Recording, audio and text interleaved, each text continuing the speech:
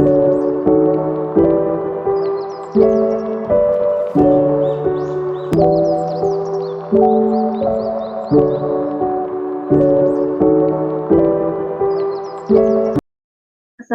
warahmatullahi wabarakatuh.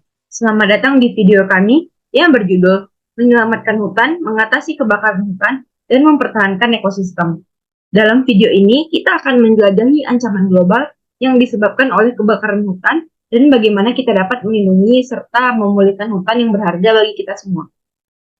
Kebakaran hutan dapat disebabkan oleh berbagai faktor. Salah satu faktor penyebab kebakaran hutan adalah faktor alami seperti cuaca kering dan petir. Musim kemarau yang panjang dan kurangnya curah hujan menyebabkan kondisi yang sangat rentan terhadap kebakaran. Petir juga dapat menyebabkan percikan api yang sangat memicu kebakaran secara spontan. Namun, faktor manusia juga tidak dapat kita pungkiri juga memiliki kontribusi yang signifikan dalam terjadinya kebakaran hutan. Salah satunya adalah pembakaran hutan ilegal yang dilakukan oleh individu atau kelompok yang tidak bertanggung jawab. Biasanya pembakaran ini dilakukan untuk membersihkan lahan atau memperluas area pertanian tanpa memperhatikan konsekuensi yang serius, seperti kerugian ekosistem dan penyebaran asap yang berbahaya. Ada dampak kebakaran hutan, baik yang dilakukan oleh manusia maupun karena faktor alam. Yang pertama itu ada dampak secara ekologis.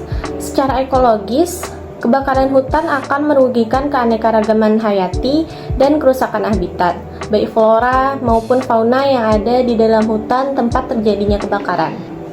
Lalu selanjutnya itu ada dampak secara ekonomi dan sosial, seperti kehilangan sumber penghidupan, lalu yang secara langsung dapat dirasakan oleh masyarakat setempat, terutama sekitar kebakaran, itu adalah polusi udara yang dikeluarkan oleh kebakaran hutan, yaitu asapnya. Lalu karena asap ini mengandung zat beracun, maka hal ini juga akan berdampak pada kesehatan masyarakat. Baiklah, selanjutnya itu adalah teknologi dan inovasi. Untungnya, ada berbagai teknologi dan inovasi yang digunakan untuk memantau, mencegah, dan memadamkan kebakaran hutan. Sistem pemantauan satelit membantu mendeteksi titik-titik panas dan memetakan daerah-daerah terhadap kebakaran. Drone juga digunakan untuk pemantauan yang lebih dekat dan efisien di daerah yang sudah dijangkau. Selain itu, sistem peringatan dini membantu memberikan informasi kepada petugas pemadam kebakaran untuk merespon kebakaran dengan cepat. Menerapkan sistem pemantauan dan pengawasan yang efektif untuk mendeteksi dan melaporkan kebakaran pada hutan dengan cepat. Ini membantu mengidentifikasi titik-titik panas atau asap yang mencurigakan. Selanjutnya itu adalah upaya penanggulangan kebakaran hutan. Berbagai pihak terlibat dalam upaya penanggulangan kebakaran hutan, pemerintah, organisasi lingkungan, dan masyarakat bekerja sama untuk mencegah kebakaran dan memulihkan hutan yang terkena dampak.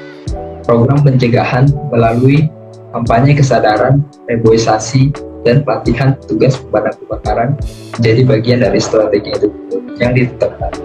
Contoh lainnya adalah pengelolaan lahan yang berkelanjutan.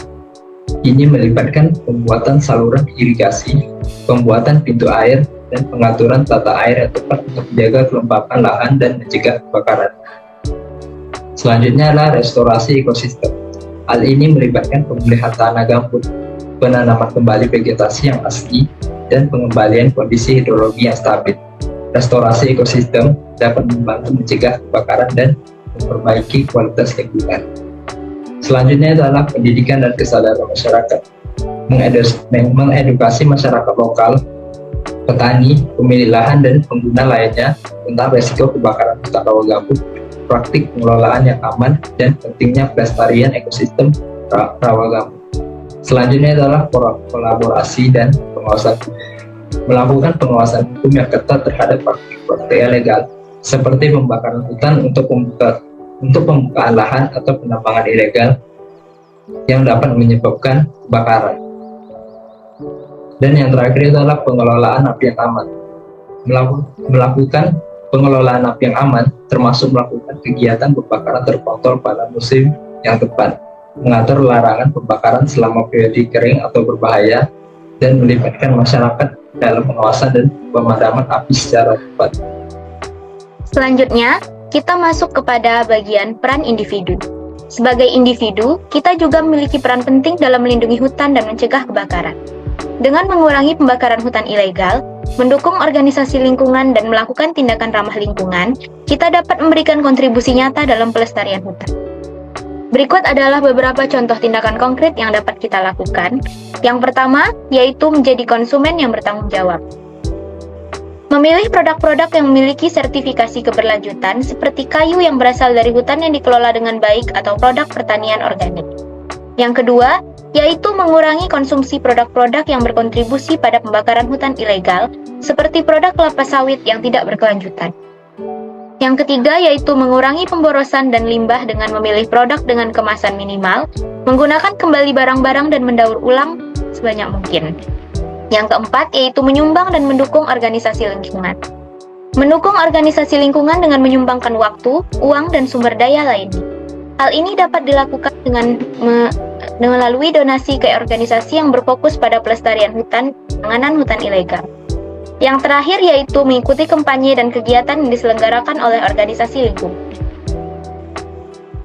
Dengan melakukan tindakan-tindakan tersebut, kita dapat berkontribusi dalam upaya melindungi hutan, menjaga keberlanjutan lingkungan, dan mengurangi pembakaran hutan ilegal. Baiklah, sekian materi dari kelompok kami. Semoga bermanfaat bagi kita semua. Terima kasih sudah menyaksikan. Wassalamualaikum warahmatullahi wabarakatuh.